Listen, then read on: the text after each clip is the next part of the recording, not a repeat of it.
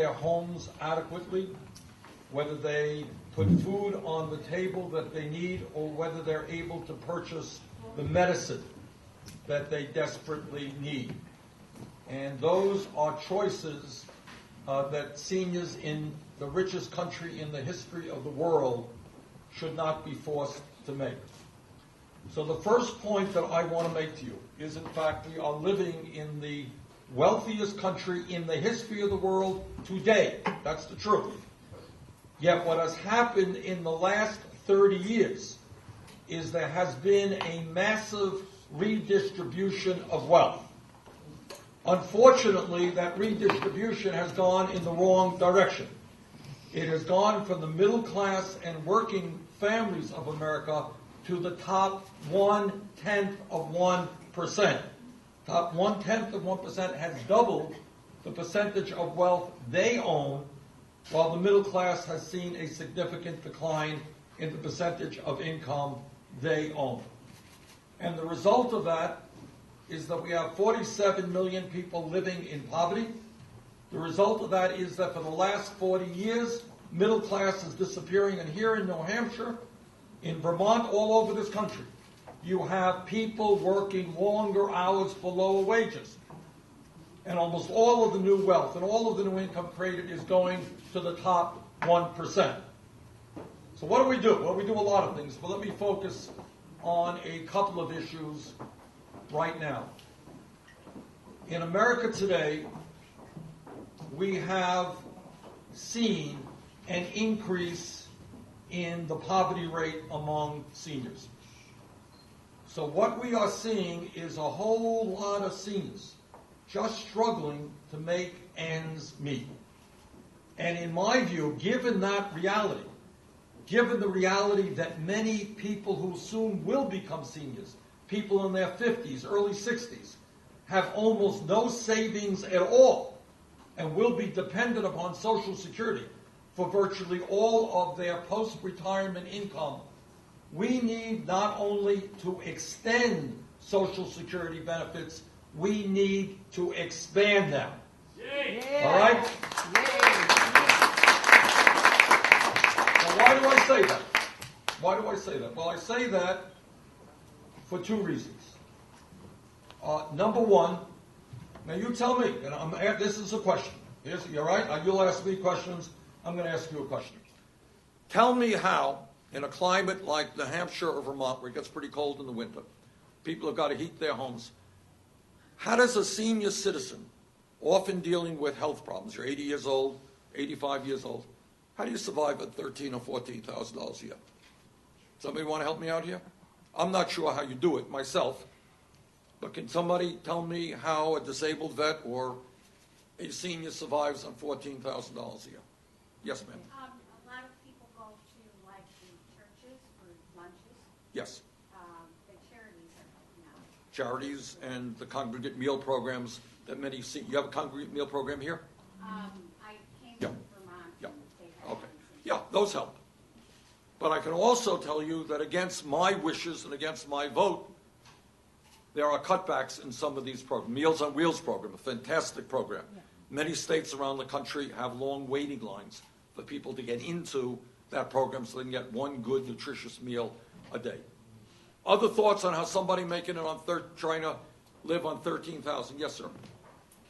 I believe that a lot of the older people now starting to rely on their children for support. Good. That's a very good point. And the point there is often their children are struggling as well. All right. So here's what I think. Let me tell you a word about Social Security. And this, I understand Secretary Clinton was here the other day, and I think she and I have a strong disagreement on this. When my right-wing Republican friends tell you that Social Security is going broke, I want to make it very clear to you that they are not telling the truth. Social Security today has $2.8 trillion in the trust fund, which can pay out every benefit owed to every eligible American for the next 19 years. Now, 19 years is not enough. We want it to be longer. But that's where it is. And at the end of 19 years, it would be able to pay out about 75% of all benefits. Now, if we want to extend the life of Social Security for another 50 years, say until 2065, and if we want to expand benefits for all low and moderate income seniors, what is the best way to do it? Well, the best way to do it, and I've introduced legislation to do this, and I think Secretary Clinton and I have a difference of opinion on this, is you, what we call scrap the cap. You lift the cap. You know what that means? That means that right now somebody is making $5 million a year, somebody is making $118,000 a year. They are both contributing the same amount into Social Security. I think that's wrong.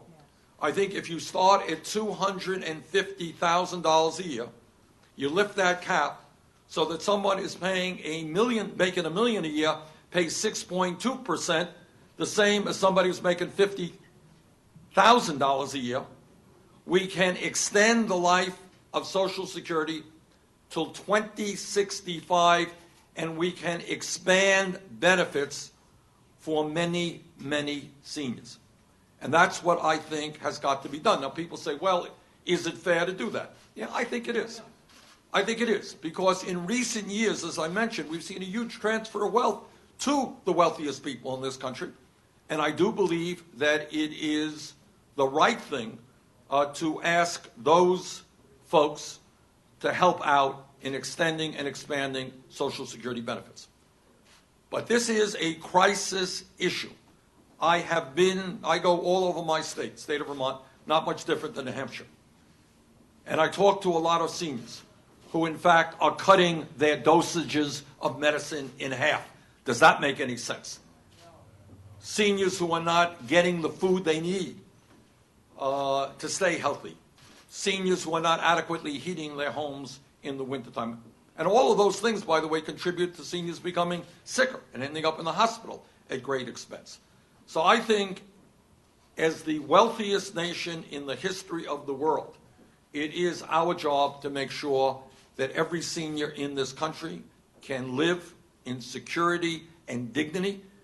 We should not have to have seniors going to charity in order to deal with their basic needs. And that's why I believe we should expand Social Security benefits, and we can do it in a way that is fair. Now, there's another issue I want to say a few words about, an issue that I think is of increasing concern to the American people, and to seniors in particular, and that is the outrageously high price of prescription drugs. All right? This has always been a problem.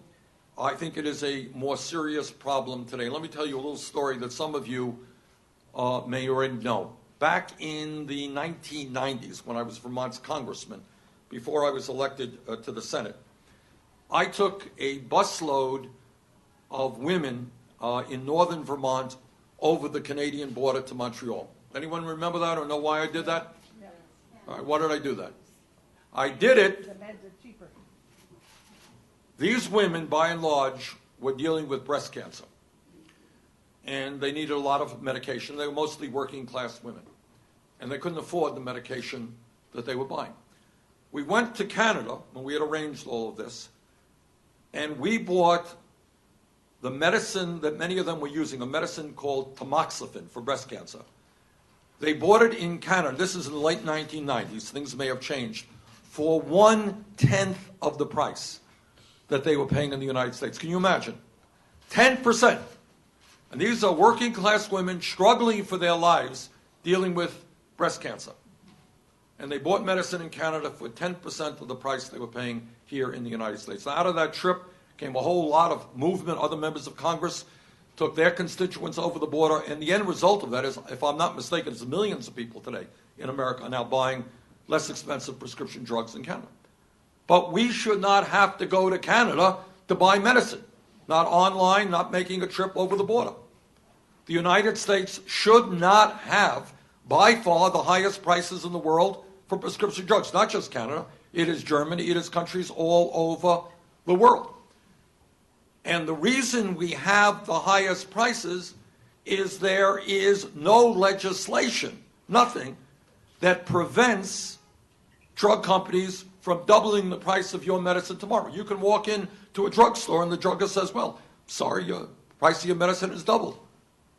There's no law against that. They can do it. They can get whatever the market will bear. And recently, by the way, we have seen not only brand name drugs go way up, we have seen generics going way, way up. And I'm talking about doubling and tripling and quadrupling for no rational economic reason other than they think they can get it.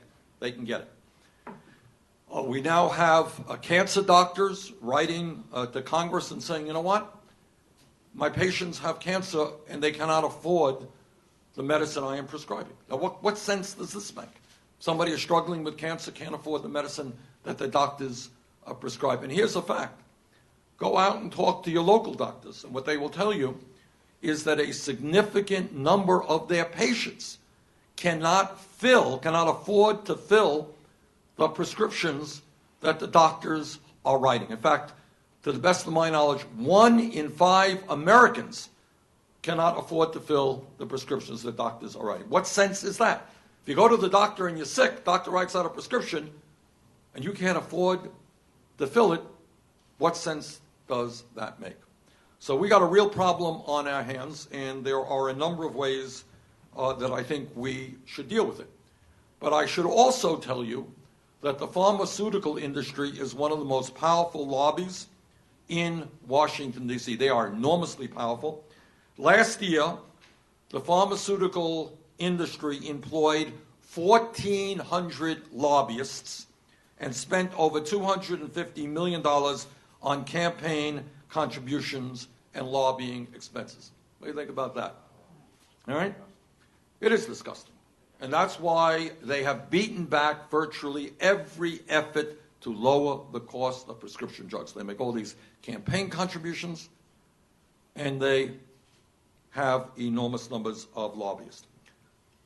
While millions of Americans cannot afford to buy the prescription drugs they need, the top 3 drug companies in America combined, made $45 billion in profits last year. And they spent more on sales and marketing than they did on research and development. So it's not like they're using all of their profits to try to invest in cures for cancer or diabetes. They spend more on sales and marketing than on research and development. Total spending on medicine in the United States has gone up by more than 90% since the year 2002. The monthly cost of cancer drugs has more than doubled over the last 10 years. Doubled, so that it is now, if you have cancer, the monthly cost is about $9,900 per month. How's that?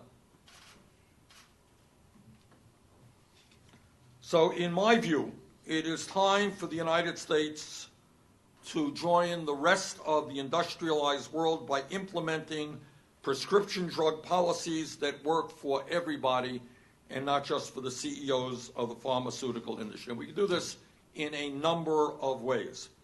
First of all, we need Medicare, which obviously purchases a whole lot of prescription drugs, to start negotiating drug prices with the pharmaceutical industry. You follow what I'm saying? Yes. Every other major country on earth, the reason why it is so much less expensive in Canada and in Germany is they have national health care programs which sit down with the drug companies and say, okay, let's talk about how much you're going to charge us. We purchase a huge amount of drugs, and we're going to negotiate with you. Not in the United States. We don't do that. And the second thing we need to do is to allow wholesalers and pharmacists and distributors to be able to purchase less expensive prescription drugs, the same drugs, at less cost around the world. Now, here's a funny story.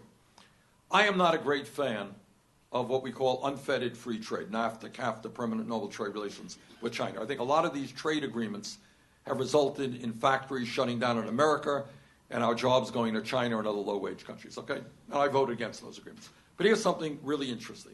And this speaks to the power of the pharmaceutical industry. You can have lunch today, and you can get lettuce and tomatoes from a farm in Mexico, which is virtually not regulated at all. Okay? Comes into the United States, not a problem. But somehow it is against the law for your local pharmacist or the distributor he deals with to purchase less expensive brand name drugs from Canada or Germany. Can't do it. Against the law. Now, the only reason for that is the power of the pharmaceutical industry. They do not like the idea that distributors and pharmacists could bring medicine into this country at half the price that the companies are selling it in this country. And that has got to change. There are other things that we can do. But if we are serious about reforming health care in America and keeping our people healthy and well, we need affordable medicine. And as President of the United States, you are looking at someone who is prepared to take on the pharmaceutical industry.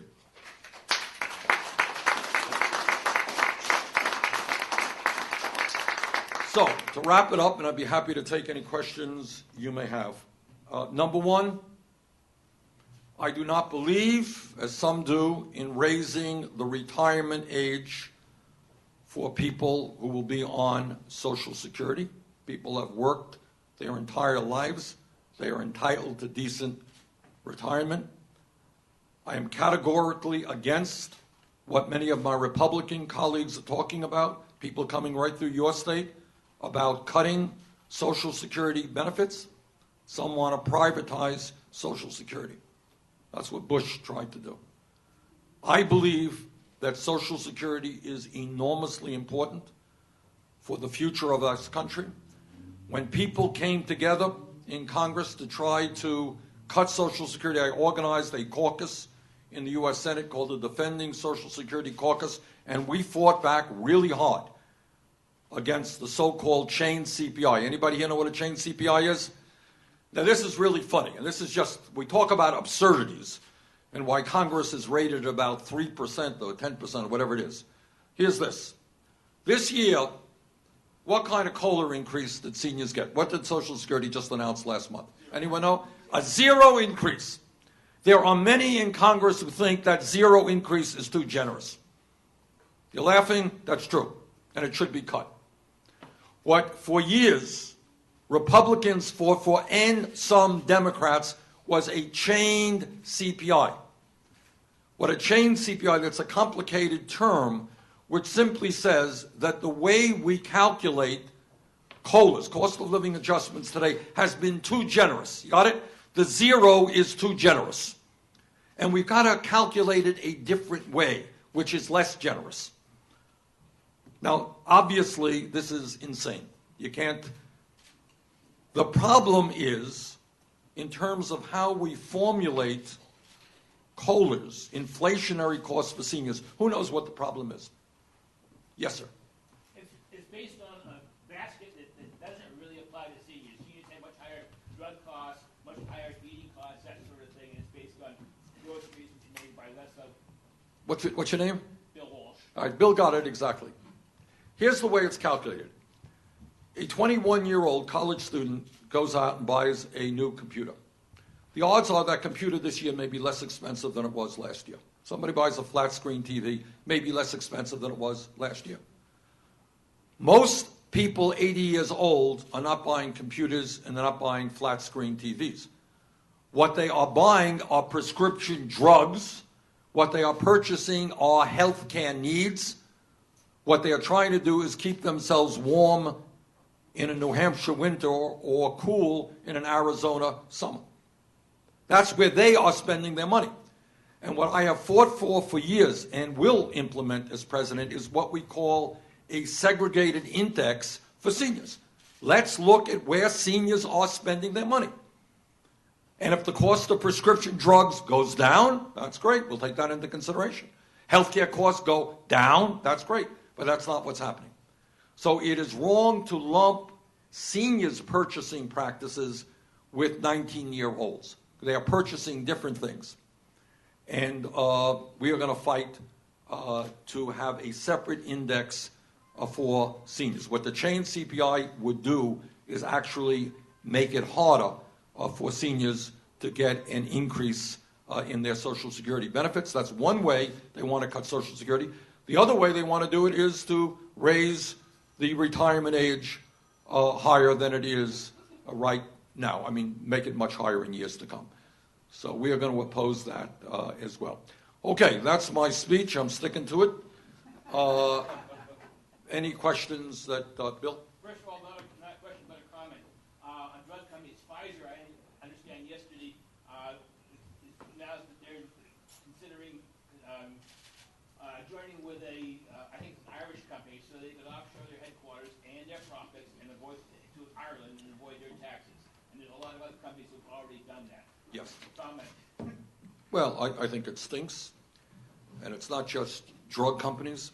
One of the, I've been criticized in this campaign for saying, not only should we raise Social Security benefits, not only should we lower the cost of prescription drugs, but we should make sure that every young person who has the ability should be able to get a college education by making public colleges and universities tuition-free, that maybe we should create millions of jobs by rebuilding our crumbling infrastructure.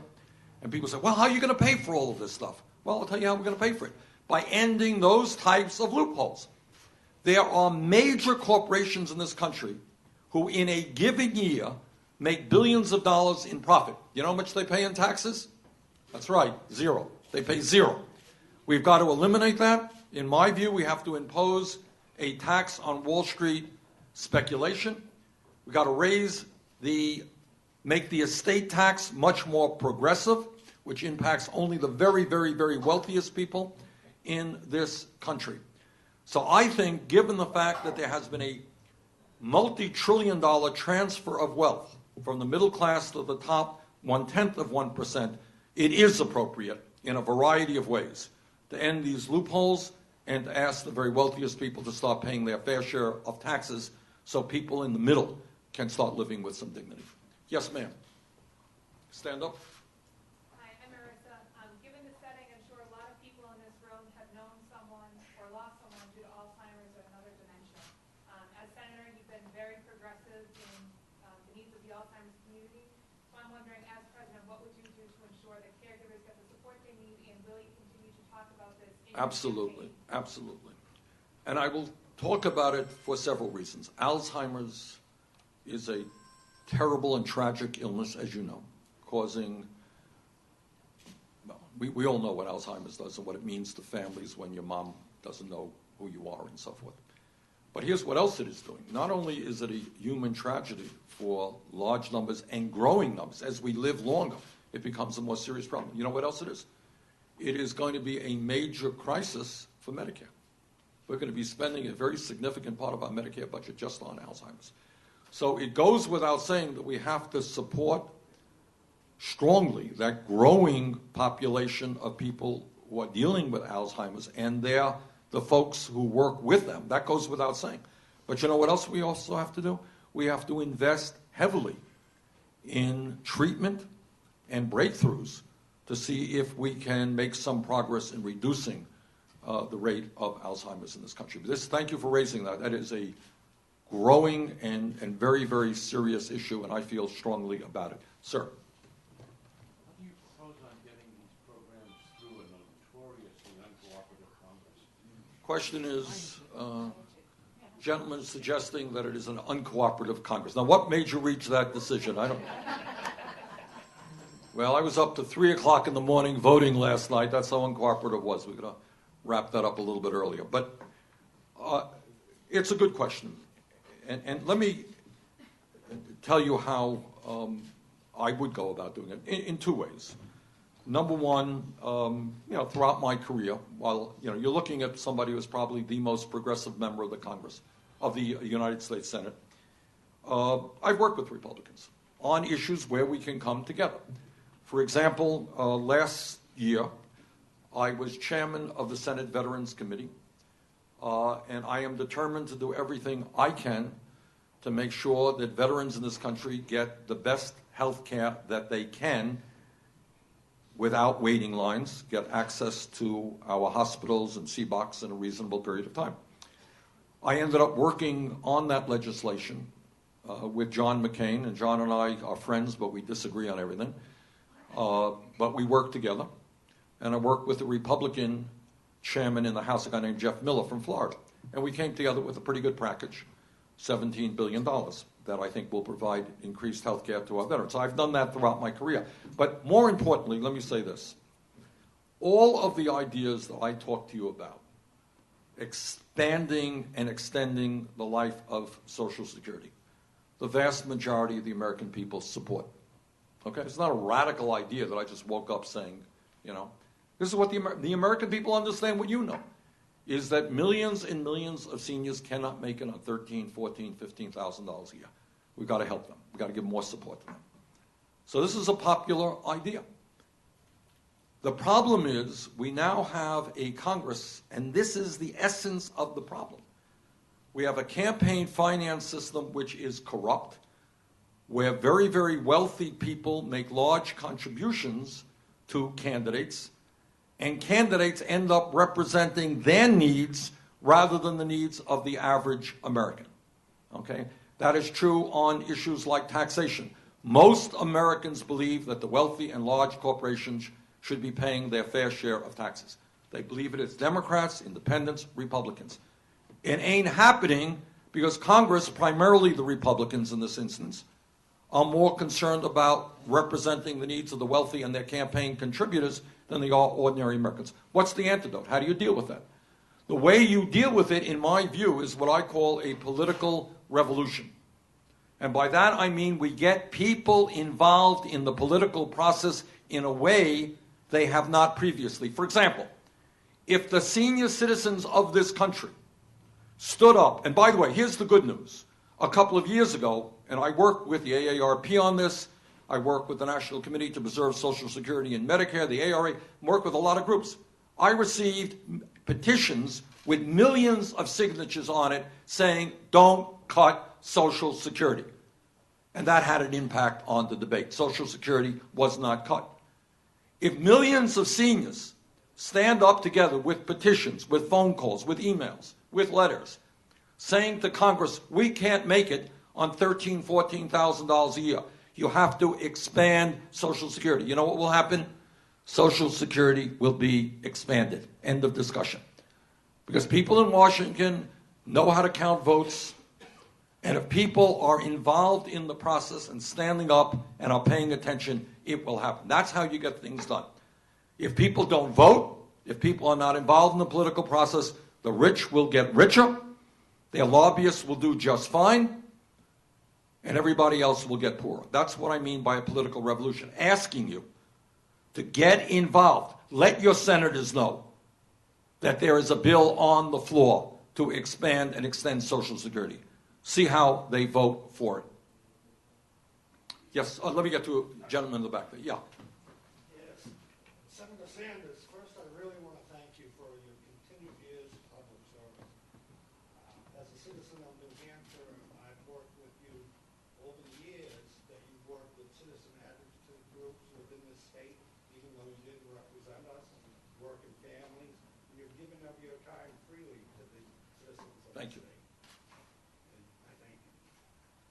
I actually wanted to make a comment. I find myself presently disabled, and one of the questions you asked is how do elderly or disabled survive on that amount of money?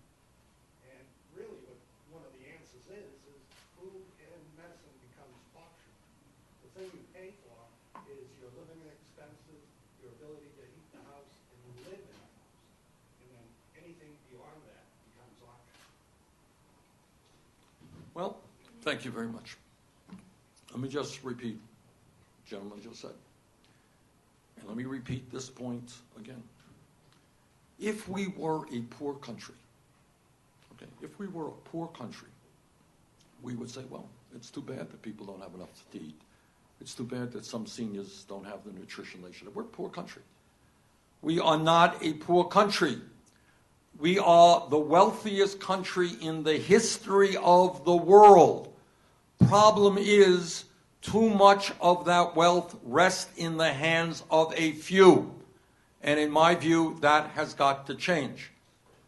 People in America, for seniors in America, and for others, food should not be an option. I don't think it is too much to ask that in the wealthiest country in the history of the world, our seniors, our children, our working families have the nutrition that they need. I'll pick up on your point and expand it.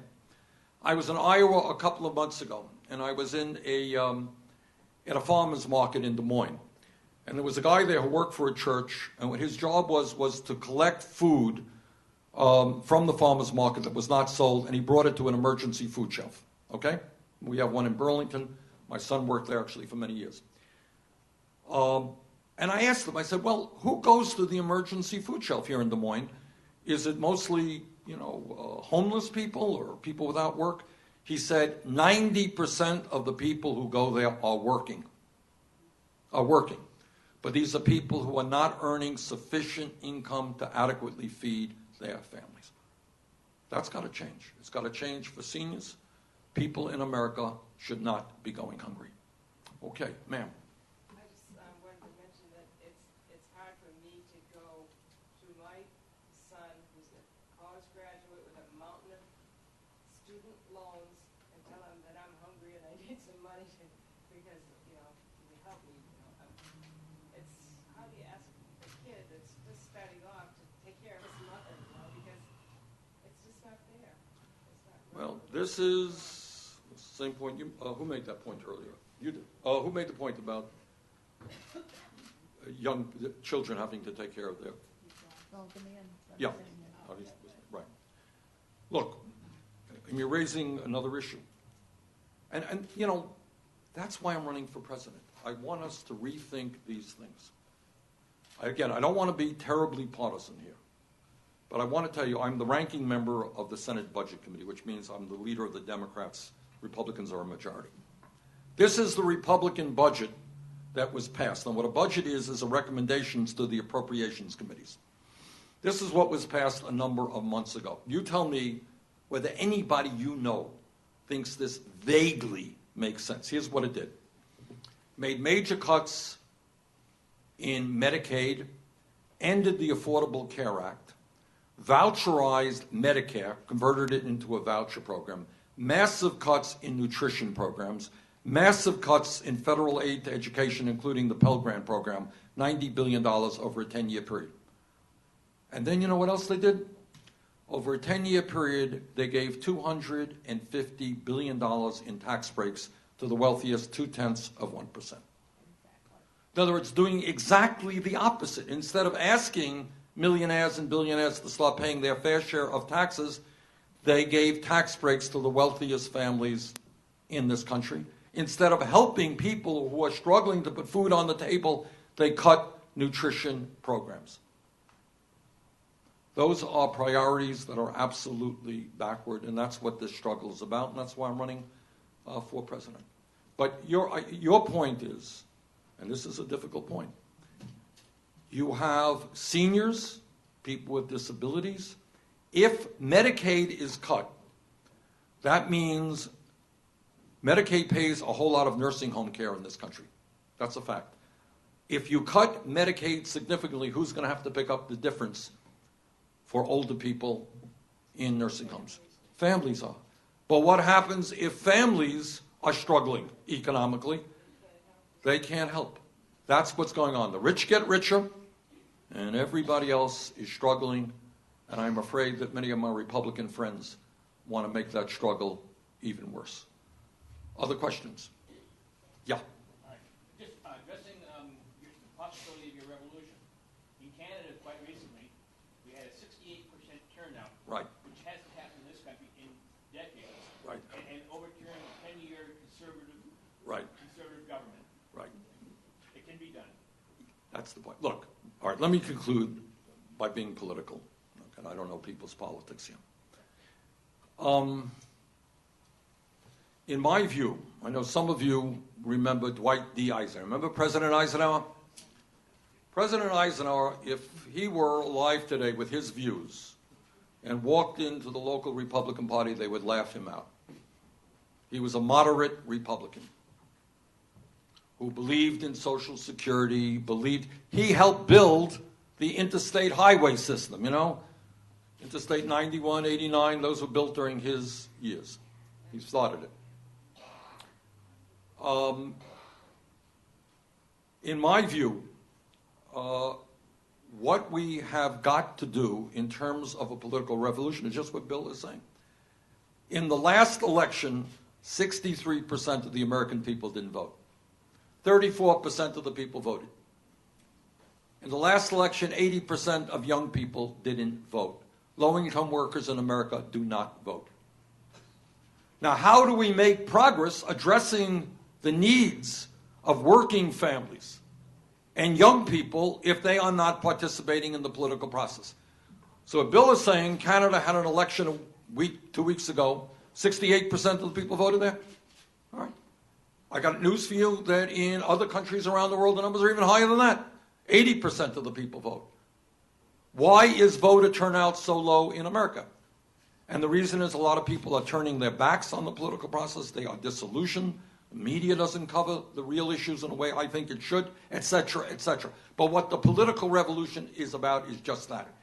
It's to make sure that we have one of the highest voter turnouts in this country, in the world, not one of the lowest. And by the way, if you had 68% of the people voting in this country, this nation would look a whole lot different than it is right now. What Republicans like is low voter turnouts, and they're working very hard around the country to suppress the vote, to make it harder for older people to vote, for people of color to vote, for young people to vote. Because they know that their agenda is not a popular agenda. So the fewer people, working people come out, low-income people come out, the better it is for them. Our approach is to do exactly the opposite and to have as big a turnout as we possibly can. Okay, ma'am? On that point, why can't we make it easier for people to vote? Why can't we have voting day a holiday, a national holiday, so people who work can actually... Everybody hear that question? Your name is? Pat? All right, Pat asked a great question. He said, if we want more people to vote, why don't we make it easier for people to vote? Why don't we have voting day a national holiday? I introduced that legislation, Pat, to do just that. All right, but here's why do we not do that? And I got to tell you this is the truth. What is going on around this country in terms of voter suppression? Anyone know? Republican governors don't want big turnouts. So what they're saying is, hey, I'm worried you're going to be... Now, here's the truth. Thank God, in America, voter fraud takes place very rarely. Voter fraud's a very serious problem. And if it's not a serious problem, it is a serious issue. If somebody commits voter fraud, in my view, that's a serious crime. They should be punished. Fortunately, it does not happen very much. But under the guise of voter fraud, you have Republican governors all over this country saying, okay, you need a picture ID. You need your driver's license. Well, I don't own a car. I'm 90 years of age. I don't have a car. I don't drive. Well, you can go across town and pay $25 to get your picture taken. How do I get across town? I can't leave my house. Well, that's your problem. And then in Alabama, closing all the... Right. And in Alabama, where you can get the voter ID, just coincidentally, no doubt, in the black neighborhoods, the Department of Motor Vehicles offices were shut down. This is going on all over the country. Young people. There are states, I think, where young people can't use their college ID to vote. Why? Because they don't want young people to vote. So to answer your question, I believe that in a democracy, we should not have 34% of our people voting. We should do at least as well as Canada, if not better. Therefore, we should make voting day a national holiday. Therefore, we should have extended time. If you want to vote by mail, if you want to go walk into your town clerk 3 weeks before the election, you should be able to do it. We should make it as easy as possible. We should try to get the largest voter turnout as possible. But absolutely, Republicans don't want it. Because when a lot of people vote, they lose. When relatively few and wealthy people vote, they win. And I think with that, I have got to get going. But I want to thank you all very much for being here.